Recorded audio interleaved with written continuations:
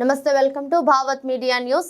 యాదాద్రి భువనగిరి జిల్లా ఎం తుర్కపల్లి గ్రామంలో ఎంపీటీసీ తుమ్మల వెంకటరెడ్డి ఆధ్వర్యంలో ఇన్ఛార్జి డేగల పాండు, టీఆర్ఎస్ గ్రామ శాఖ అధ్యక్షులు బెల్లి నరసింహ గ్రామంలోని ఇంటింటికి గడప గడపకు టీఆర్ఎస్ పార్టీ చేసిన అభివృద్ధి సంక్షేమ పథకాలు వివరిస్తూ కరపత్రాలు పంచుతూ ప్రచారం నిర్వహించారు.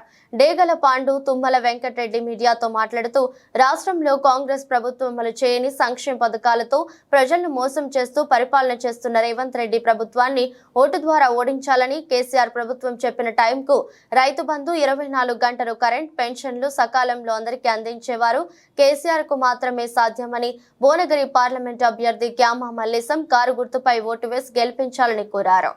పరిధిలోని వలిగొండ మండలం ఎం తుర్కపల్లి గ్రామానికి ఈరోజు ప్రచారంలో భాగంగా రావడం జరిగింది.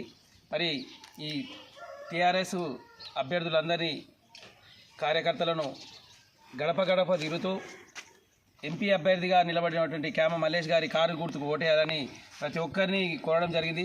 మరి వారందరూ కూడా మంచి హృదయంతో మేమందరం కూడా ఈసారి కారు గుర్తుకు ఓటేసి క్యామ మల్లేష్ గారిని అత్యధిక మేయర్తో గెలిపిస్తామన్నారు.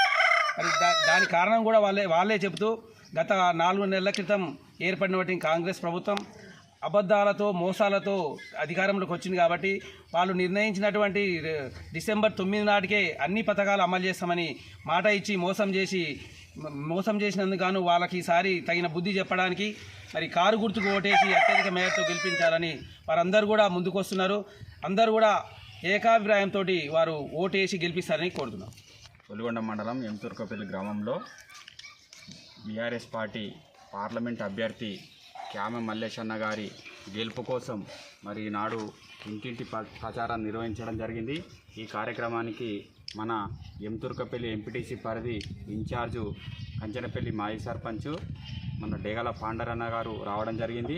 మరి ఈరోజు మరి గ్రామంలో మరి గడప గడపకు తిరుగుతూ బీఆర్ఎస్ పార్టీ గతంలో చేసిన సంక్షేమ పథకాలను తెలియజేస్తూ ఖచ్చితంగా రాబోయే పార్లమెంట్ ఎన్నికల్లో, వచ్చే 13వ తారీఖు జరిగే ఎన్నికల్లో కారు గుర్తు మీద ఓటేసి క్యామ మల్లేష్ అన్న గారిని అత్యధిక మెజార్టీతో గెలిపించాలని కోరడం జరిగింది. ప్రజలు కూడా స్వచ్ఛందంగా ఈసారి ఖచ్చితంగా కొంత పోయిన అసెంబ్లీ ఎన్నికల్లో పొరపాటు జరిగింది, ఖచ్చితంగా ఈ ఎంపీ ఎన్నికల్లో కాంగ్రెస్ పార్టీకి బుద్ధి చెప్పే అవకాశం వచ్చిందని చెప్పడం జరుగుతుంది. మాయ మాటలు చెప్పి అనేక అబద్ధపు హామీలు ఇచ్చి మరి ఇవాళ అమలు కానీ సాధ్యం కానీ హామీలు ఇచ్చి మరి ఇవాళ ఏది కూడా వాళ్ళు అమలు చేయడం లేదు.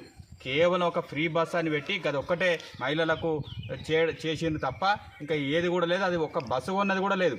మనం 10,000 ఇస్తే, రైతు బంధు 10,000 ఇస్తే వాళ్ళు రైతు భరోసా ద్వారా 15,000 ఇస్తున్నారు. ఇంతవరకు రైతు భరోసా మొదలు పెట్టలేదు. మనం కళ్యాణ లక్ష్మి ద్వారా 1,00,000 రూపాయలు ఇస్తే వాళ్ళు తులం బంగారం ఇస్తున్నారు. ఇంతవరకు తులం బంగారం కాదు కదా, ఒక తులం ఇత్తడి కూడా ఇవ్వలేదు.